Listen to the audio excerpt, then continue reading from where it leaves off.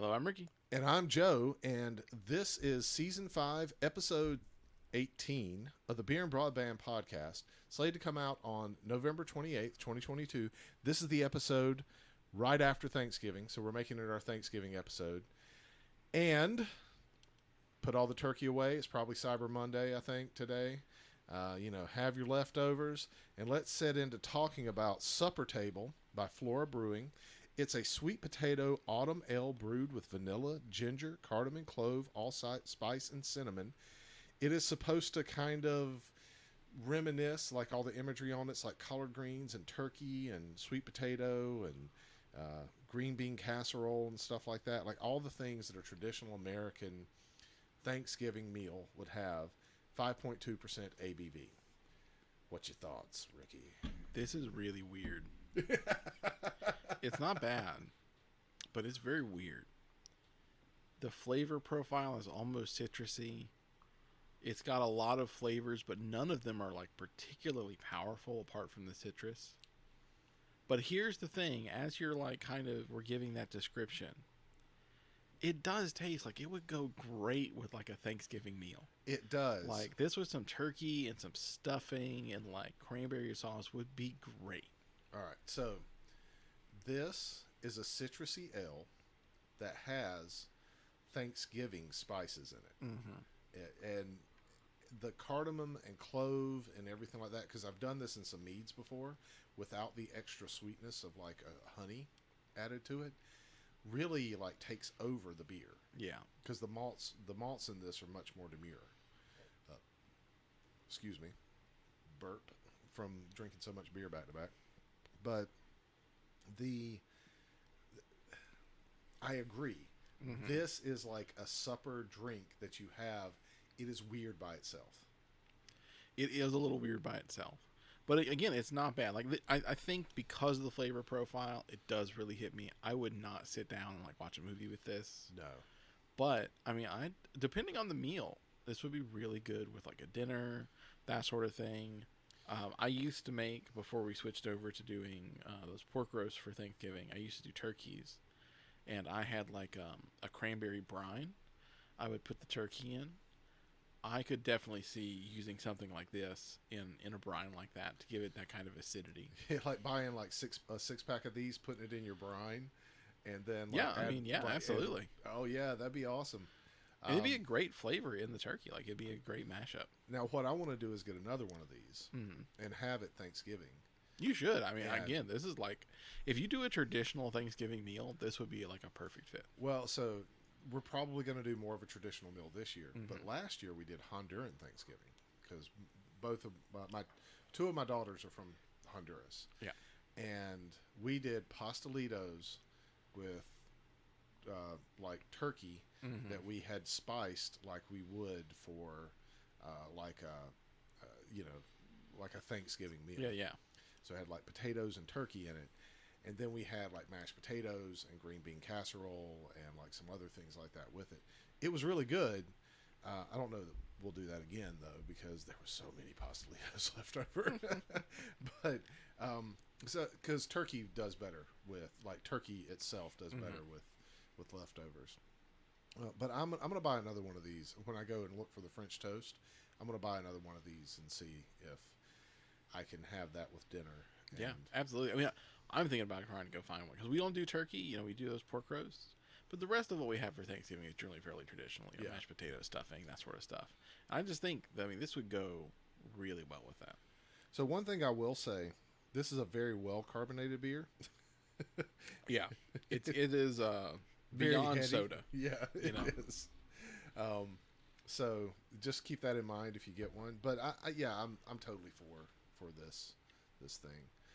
All right, let's talk about we talk about Thanksgiving fun times and beer at the same time. Let's talk about the Valve official deck for the Steam Deck, the dock, so to speak, the dock for the Steam Deck versus the Jsaux accessory dock for the Steam Deck. I've got the Jsaux.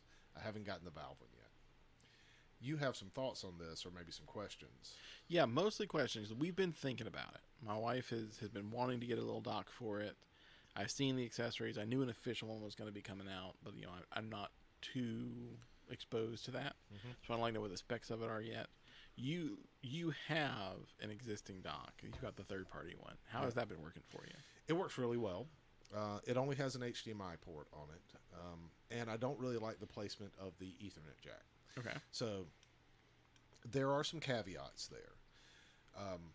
And the reason I say it only has an HDMI port on it, it's not like you can use HDMI 2.0 or something like that with this thing.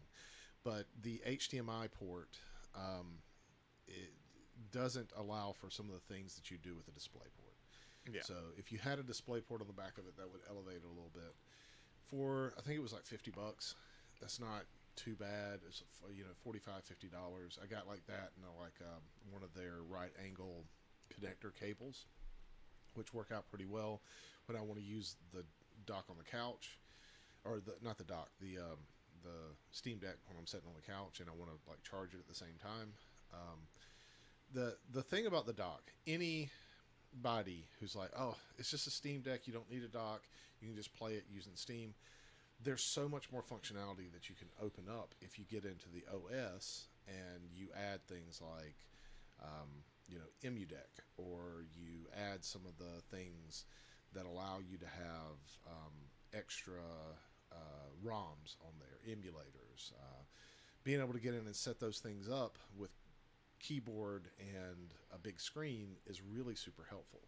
So a dock is necessary for the Steam Deck in that sense, not to play games.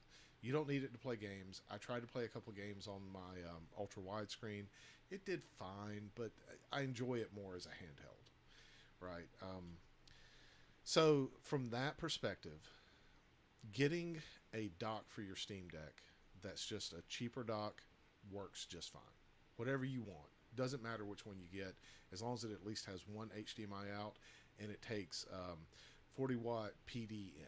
So it'll work with the Steam Deck, power connector. And you can buy those for like $10, $15, right? I like the Jsaux dock as it holds the Steam Deck up. It keeps it from falling over. It doesn't get scratched up when it's laying on the table, stuff like that. And it has some extra USB ports. So if I wanted to add like one of them's USB 3 or two of them USB 3 and one of them's USB 2. If I want to add a mouse and keyboard, I can do that. If I want to attach it to my KVM, I can, blah, blah, blah, right? Yeah. So comparing that to the Valve dock for the Steam Deck, one of the interesting things about that does have multi-monitor out and DisplayPort. Okay. One HDMI, one DisplayPort from what I understand. I haven't bought this one yet, but I kind of want to buy it for that purpose alone. Yeah, because if you're going to hook it up to a TV, HDMI by itself is fine. But if you're going to try and like hook it up to your monitors and it's like got a place next to your gaming computer, yeah, you want those multiple monitors. You want that DisplayPort. Yeah, exactly.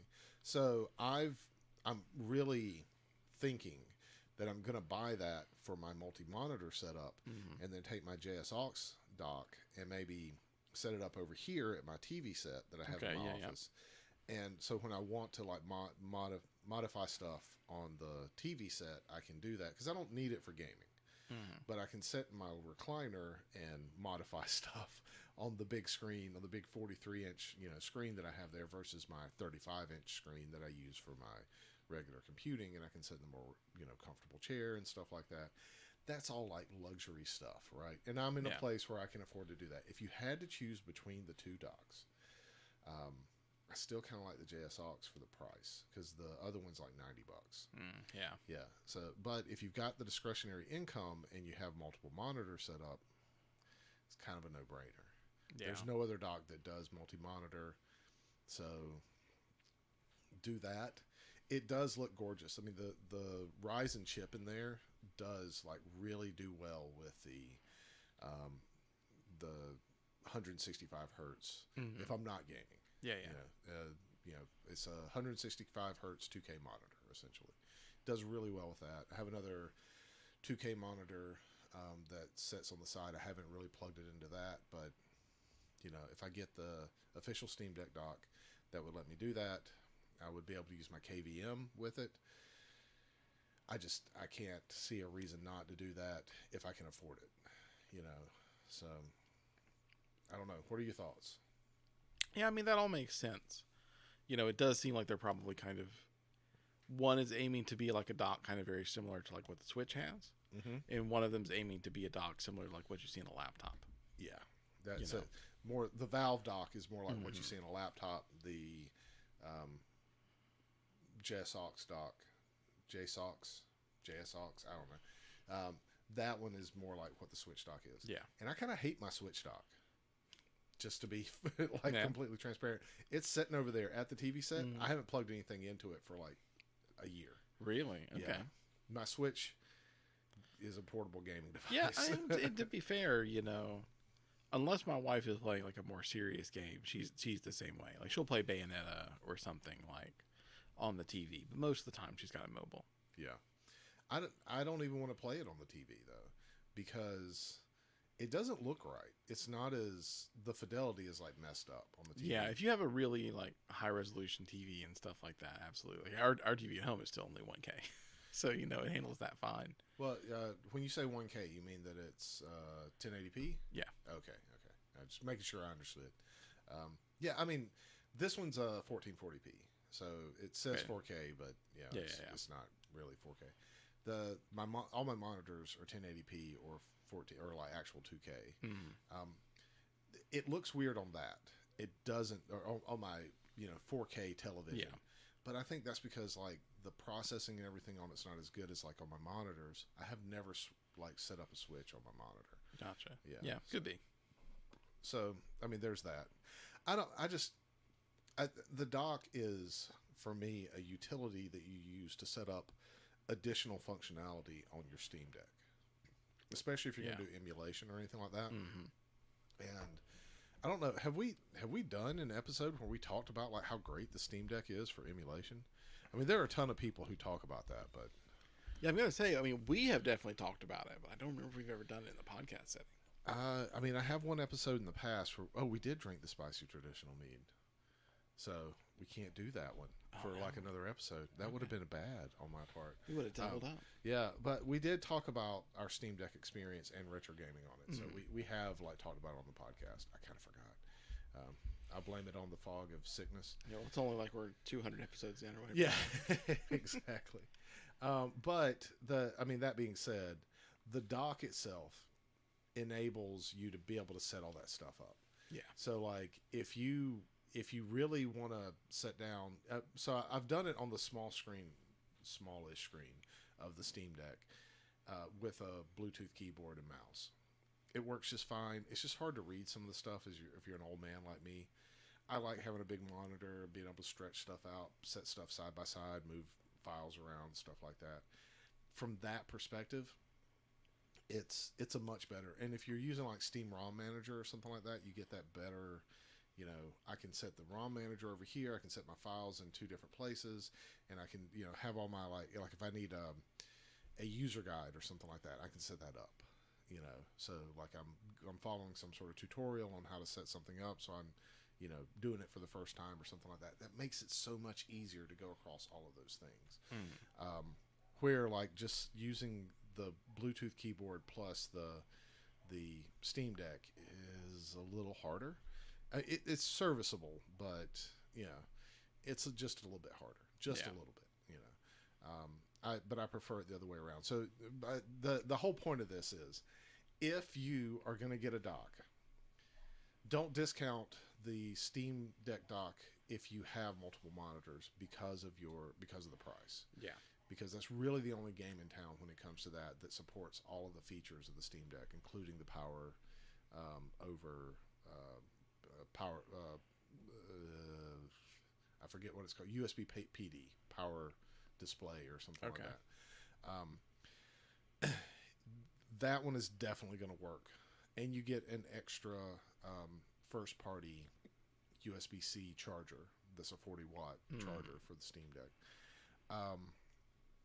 That said, if you're just looking for a dock to like connect to your TV, or you only have one monitor, and it's only HDMI 1080p, or we're really 2K and below, the Jsaux dock is awesome for that. You just have to make sure that you get a compatible PD charger, because I've got a couple of GAN chargers that are 40 and 65 watt, and not all of them are compatible.